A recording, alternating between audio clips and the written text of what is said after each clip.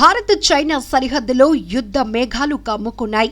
China యుద్ధంలో భారత్ కోల్పోయిన 1200 చదరపు కిలోమీటర్ల భూభాగం తిరిగి సాధించుకోగలమా?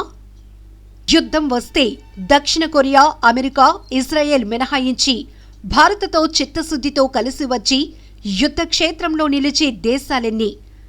కనీసం అంతర్జాతీయ స్థాయిలో దౌత్యపరంగా మనకు ఉపకరించే దేశాలెన్ని? దీని వెనుక ఉన్న అసలు నిజమేంటి?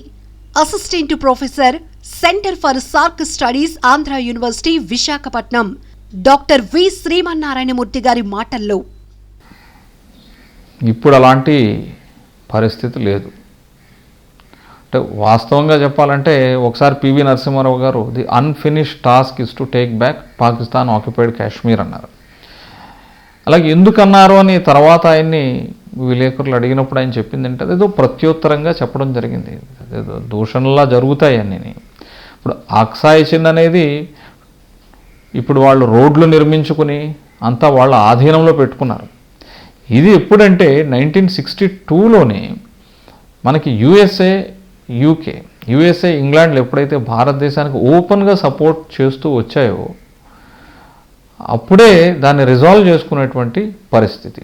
1965 పాకిస్తాన్ వార్ తర్వాత తాష్కెంట్ అగ్రిమెంట్ ఏదైతే జరిగిందో, అంటే ప్రీ వార్ స్టేటస్కు, వార్ జరగకముందు టెరిటరీస్ ఎలాగున్నాయి అదే విధంగా రావాలన్నటువంటి స్టేటస్కు ఎలా ఉందో ఇలాంటి పరిస్థితే అప్పుడు యుఎస్ని కనుక ఇండియా రిక్వెస్ట్ చేసి ముందుకు యుఎస్ ఇంగ్లాండ్ని దౌత్యం వహించమని ఈ ప్రీ వార్ స్టేటస్ రావాలన్నటువంటి పరిస్థితి అప్పుడు అడిగి ఉంటే జరిగి ఉండేదేమో.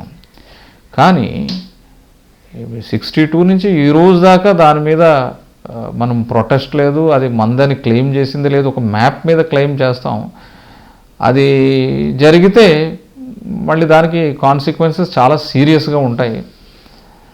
దౌత్యపరంగా జరిగినా కూడా చైనా ఎప్పుడు కూడా హై హ్యాండెడ్గా అవి మావి అని చెప్తూ అవి టాక్స్ అలా ముగుస్తూ ఉంటాయి. కానీ భారతదేశానికి అనుకూలంగా ఎటువంటి రిజల్ట్ రాలేదు. ఈ బార్డర్ టాక్స్, బౌండరీ టాక్స్ ఈ జరిగినప్పుడు కూడా వాళ్ళు ఇంకా ముందుకు వచ్చేసి ఇది కూడా మాదే అనేటువంటి దౌర్జన్యం పరిస్థితులే ఉన్నాయి తప్ప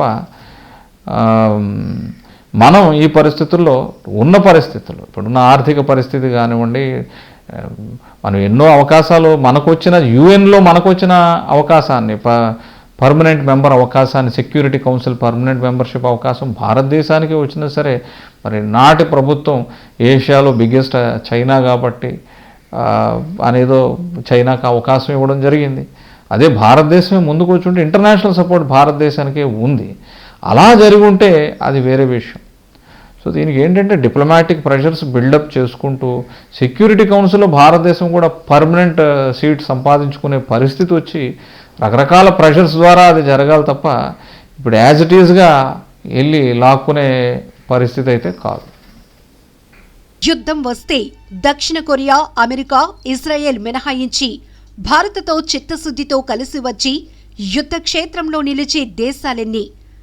కనీసం అంతర్జాతీయ స్థాయిలో దౌత్యపరంగా మనకు ఉపకరించే దేశాలెన్ని?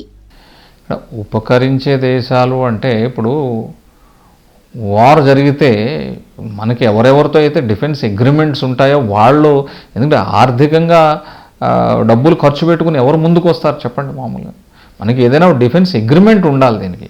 ఇప్పుడు ఏదో జరుగుతుంది, ఇన్ని దేశాలు వాళ్ళు స్టేట్మెంట్స్ ఇస్తారు, ఖండిస్తారు దీన్ని. అంతేగాని ఇక ఫైనాన్షియల్ ఇన్వాల్వ్మెంట్ ఉంది. వార్ జరిగింది అంటే ఎవరో ఒకళ్ళు ముందుకు రావాలి అంటే ఫైనాన్షియల్ ఇన్వాల్వ్మెంట్ ఉంది. మనం సిక్కింను మనం ప్రొటెక్ట్ చేస్తామనేటువంటి డిఫెన్స్ అగ్రిమెంట్ ఉంది కాబట్టి మన భారతదేశం ఖర్చు పెట్టుకుని వెళ్ళి ప్రొటెక్ట్ చేసింది. మన డోక్లాంలో చైనా ముందుకు వచ్చేసినప్పుడు కూడా భారతదేశం ఖర్చుతోనే మరి డిఫెండ్ చేయడం జరిగింది.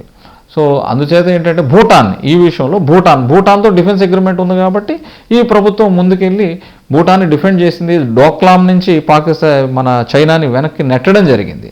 అదేవిధంగా ఏదైనా డిఫెన్స్ అగ్రిమెంట్ ఉండాలి. 1971 వార్ జరిగినప్పుడు ఇండియా పాకిస్తాన్ కంటే లిబరేషన్ ఆఫ్ బంగ్లాదేశ్ వేరుపడినప్పుడు ఆ వార్ ఏదైతే జరిగిందో అప్పుడు ఇండియాకి, సోవియట్ యూనియన్కి 1 సంవత్సరం క్రితమే ఇందిరాగాంధీ డిఫెన్స్ అగ్రిమెంట్ సైన్ చేశాయి భారతదేశం, సోవియట్ యూనియన్.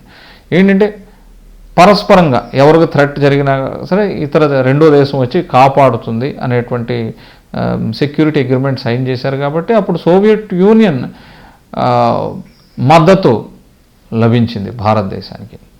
అందుచేత ఇప్పుడు వారికి కూడా ఏదో ఒక లాభం ఉండాలి. ఏ లాభం లేకుండా ఇప్పుడు యుఎస్ ఇంటర్వ్యూన్ అవుతుందంటే మన సివిల్ న్యూక్లియర్ డీల్ ఏదైతే ఉందో యుఎస్ విపరీతమైన కన్సెషన్స్ ఇచ్చింది, ప్రపంచవ్యాప్తంగా భారతదేశానికి ఇప్పించింది. ఎందుకంటే 1997లో వాజ్పేయి గవర్నమెంట్ న్యూక్లియర్ టెస్ట్ ఎప్పుడైతే చేసిందో చాలా కంట్రీస్ ఏదైతే న్యూక్లియర్ ఫ్యూయల్ తయారు చేస్తాయో ఈ కంట్రీస్ అన్నీ కూడా భారతదేశానికి ఇక మేము న్యూక్లియర్ ఫ్యూయల్ అమ్మము, ఇది అమ్మితే మాత్రం మిస్యూజ్ చేసి న్యూక్లియర్ బాంబ్స్ తయారు చేస్తున్నారు వీళ్ళు కాబట్టి మేము అమ్మమని వెనక్కి వెళ్ళినా కూడా చైనాని కంటైన్ చేయడానికి, దూసుకొస్తున్న చైనా, ప్రపంచ శక్తిగా ఎదగబోతున్న చైనాని కంటైన్ చేయాలంటే ఇక్కడ భారతదేశాన్ని స్ట్రెంథన్ చేయాలనే ఉద్దేశంతోనే సివిల్ న్యూక్లియర్ డీల్ అనేది ఈ భారతదేశం యుఎస్తో సైన్ చేయడం జరిగింది. యుఎస్ ఎన్నో కన్సెషన్స్ ఇచ్చింది. ఏమంటే పవర్ జనరేట్ చేసేటువంటి ఈ న్యూక్లియర్ ఇన్స్టలేషన్స్ని సెపరేట్ చేయమని అడిగింది.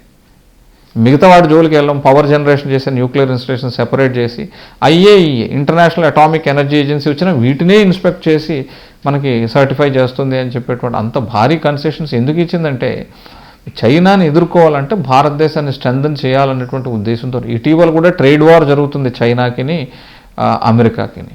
సో ఆ కాంటెక్స్ట్లో ఆ నేపథ్యంలో ఏంటంటే యుఎస్ఏ ముందుకు వచ్చింది. అంతే తప్ప ఇవి ఒక విధంగా చెప్పాలంటే మనకి మోరల్ సపోర్ట్ ఇచ్చేటువంటి పరిస్థితి కానీ ఫైనాన్షియల్ ఇన్వాల్వ్మెంట్ ఉంది.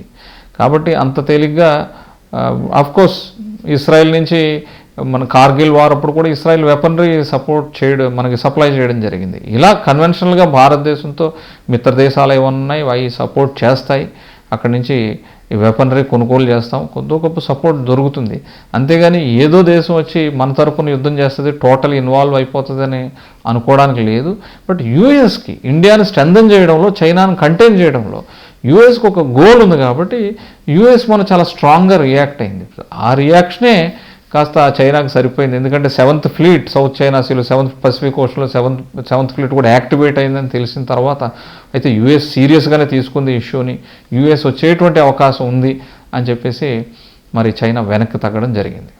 చెప్పినట్టుగా యుఎస్ఏ ఎందుకు సపోర్ట్ చేస్తుంది? ఇప్పుడు గల్ఫ్ వార్ జరిగినప్పుడు మరి గల్ఫ్ దేశాలు సౌదీ అరేబియా కానివ్వండి, కువైట్ కానివ్వండి, ఇరాక్ని వెనక్కి నెట్టు వేస్తే ఈ దీనిలో జరిగే ఖర్చు మేము భరిస్తామని చెప్పాయి. కాబట్టి యుఎస్ ముందుకు వచ్చింది. ఎవరు భరించాల్సినటువంటి అవసరం ఉంది ఖర్చు. సో ఖర్చుతో కూడుకున్నది. ఇప్పుడు ఆఫ్ఘనిస్తాన్ నుంచి why USA is pulling out of Afghanistan? ఖర్చు భరించలేక. ఇరాక్ నుంచి ఆర్మీని వెనక్కి రప్పించుకుంటుంది ఎందుకు? అది ఖర్చు భరించలేదు. అయితే ఆఫ్ఘనిస్తాన్ ఉసామా బిన్ లాడెన్ అక్కడ ఉన్నాడు కాబట్టి, అక్కడ తాలిబాన్ని రూపుమాపాలి కాబట్టి ఆఫ్ఘనిస్తాన్కి తన వెస్టెడ్ ఇంట్రెస్ట్ ఉంది కాబట్టి వెళ్ళడం జరిగింది యుఎస్ఏ. అదేవిధంగా ఇరాక్ పరిస్థితి కూడా అదే. కొన్ని గల్ఫ్ దేశాలు మేము డబ్బు భరిస్తాం మీరు రండి అనేటువంటి ఆహ్వానం ఉంది కాబట్టి జరిగింది. అంటే భారతదేశాన్ని సపోర్ట్ చేయడం కారణం ఏంటంటే చైనాని చెక్ పెట్టాలంటే భారతదేశాన్ని స్ట్రెంథన్ చేయాలనేటువంటి ఒక వ్యూ పాయింట్ యూజ్ చేసుకోవాలి భారతదేశాన్ని. అంటే రెండు దేశాలు కలిపి వస్తే చైనా పరిస్థితి ఏంటంటే ఒక సైకిక్గా దాన్ని దెబ్బతీయాలనేటువంటి దీంతో డైరెక్ట్గా వస్తుంది. ఎందుకంటే ఇప్పుడు ఇది గనక విడిచిపెడితే యుఎస్ఏ, చైనా ప్రపంచంలో సూపర్ పవర్గా ఎదిగిపోతుంది. యుఎస్ఏని మించి ఎదిగిపోయే పరిస్థితి ఉంది. కాబట్టి యుఎస్ఏని మించే పరిస్థితికి యుఎస్ఏ ప్రెసిడెంట్ తీసుకురాకూడదు. తీసుకొస్తే ఆ పరిస్థితి తీసుకొచ్చాడంటే మాత్రం అతనికి ఓట్లు పడవు. తర్వాత యుఎస్ఏని ఎప్పుడు గ్లోబల్ పోలీస్గానే పెట్టాలి, దాన్ని తగ్గించకూడదు. కాబట్టి ఇప్పుడు చైనాని కొట్టాలనే ఉద్దేశం ఉంది. భారతదేశం ద్వారా ఆ పని పూర్తి చేసుకోవాలనుకుంటుంది తప్ప మిగతా అయితే యుఎస్కి సంబంధించినటువంటి ఎలీస్ ఏవైతే ఉన్నాయో మామూలు ఈ ఇంగ్లాండ్ కానివ్వండి, సో మిగతా యూరోపియన్ కంట్రీస్ ఏవైతే ఉన్నాయో అవి కూడా యుఎస్ఏ పిలుపు మేరకు సపోర్ట్ చేసేటువంటి అవకాశం ఉంది. హలో ఫ్రెండ్స్, ఈ వీడియో కనుక మీకు నచ్చినట్లయితే లైక్ చేయండి, షేర్ చేయండి, సబ్స్క్రైబ్ చేయటం మర్చిపోకండి. లేటెస్ట్ అప్డేట్స్ కోసం ఇక్కడ కనిపిస్తున్న బెల్ ఐకాన్ని క్లిక్ చేయండి.